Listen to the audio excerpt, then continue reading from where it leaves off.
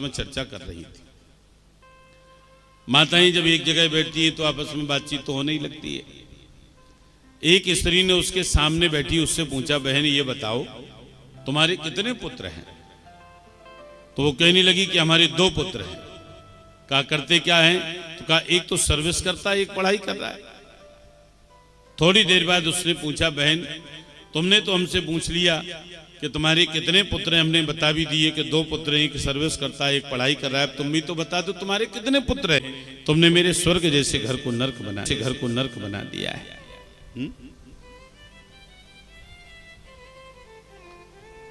धुंधकारी कहने लगा, चुप रहिए, मैं तुमसे बात नहीं करना चाहता, मैं तो अपनी मां से बात करूंगा।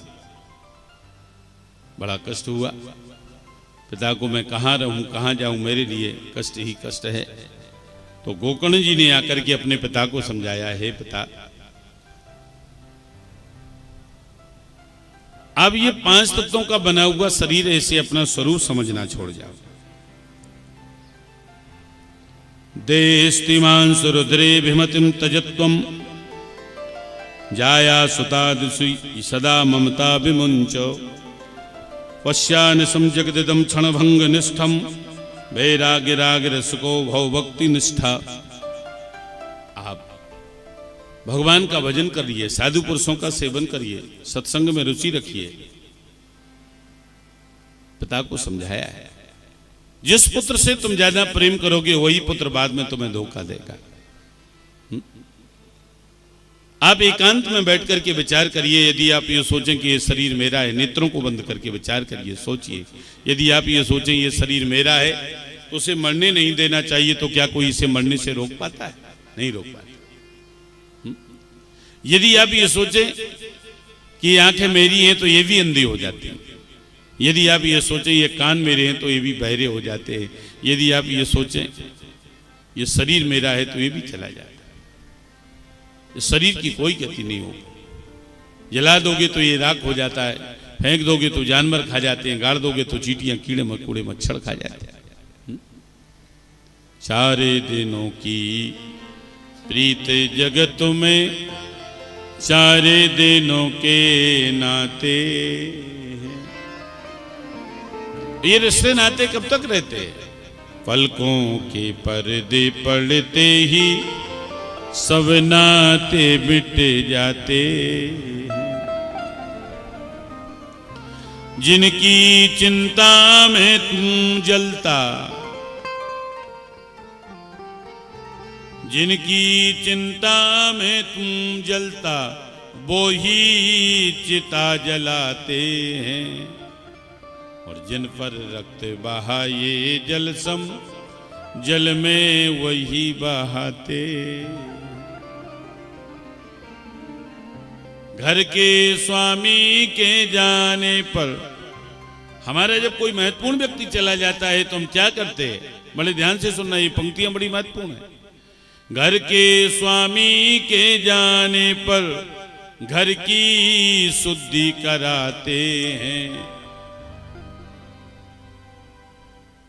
पिंड दान कर प्रेतात्मा से अपना पिंड छोड़ाते हैं। चौथे से 40वें दिन तक हम सब करते हैं। चौथा भी करते हैं, 40वां करते हैं, 13वीं करते हैं, 11वीं करते हैं, द्वादशा करते हैं, सब करते हैं। चौथे से 40वें दिन तक सारी रस्म निभाते हैं। मृतक के लौटाने का कोई जोखिम नहीं उठाते।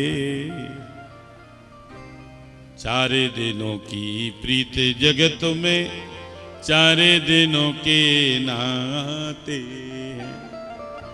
आदमी के साथ उसका खत्म किस्सा हो गया, आग ठंडी हो गई, चर्चा भी ठंडा हो गया। कल तक जो चलता था बन के वो तस्वीर आज लग गया दीवार पर, मजबूर कितना हो गया, लग गया दीवार पर मजबूर कितना हो गया। इसलिए भगवान की कथा का अद्भुत रस पीते रहो। इतनी शिक्षा दी है गोकर्ण जी ने अपने पिता को 60 वर्ष से अधिक आयु वाला अपने पुत्र के कारण दृढ़ बुद्धि हो गया, गृह छोड़ करके वन में गया और भगवान की भक्ति करने लगा। अंत में भगवान के धाम की प्राप्ति। पितरी उपरते तेन जननी ताड़िता वर्षम कवित्तम तिष्ठते ब्रूयन से लत्तयाना। पिता के संसार से निवृत्त हो जाने पर धुंधकारी ने अपनी माँ के पास गया और कहने लगा, माँ घर में धन कहाँ रखा है, सारा धन मुझे दे दे, नहीं तो मैं तुझे जलती हुई लकड़ी से मारूंगा। भला सोचिए, एक पुत्र अपनी माँ से इस प्रकार के शब्दों का प्रयोग करे, धन दे दे नहीं तो मैं तुझे जलती हुई लकड़ी से मारूंगा। तो उस माँ के हृदय पर क्या गुजरे? क्या इसी दिन के लिए मैंने संतान पैदा की थी? अरे माता पिता तो संसार में प्रत्यक्ष देवता है, इनको कभी कष्ट मत देना।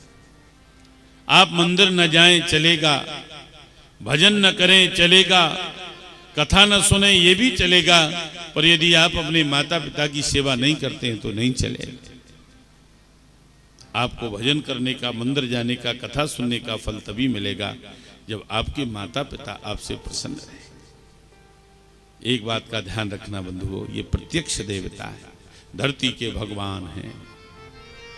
माता पिता की आंखों से जीवन में 2 ही बार आंसू निकलते हैं, ध्यान रखना। कब? एक बेटी घर छोड़ती है जब, और एक बेटा मुख मोड़ता है तब। 2 ही बार आंसू निकलते हैं, बेटी घर छोड़ती है जब और बेटा मुख मोड़ता है तब। माँ की आंखों से कभी आंसू नहीं निकलने। जिस घर में स्त्री रोती है, मेरे पूज्य गुरुदेव कहा करते हैं, उस घर की समृद्धि स्त्रियों की यानी माँ के आंखों के आंसुओं से बह करके निकल जाती।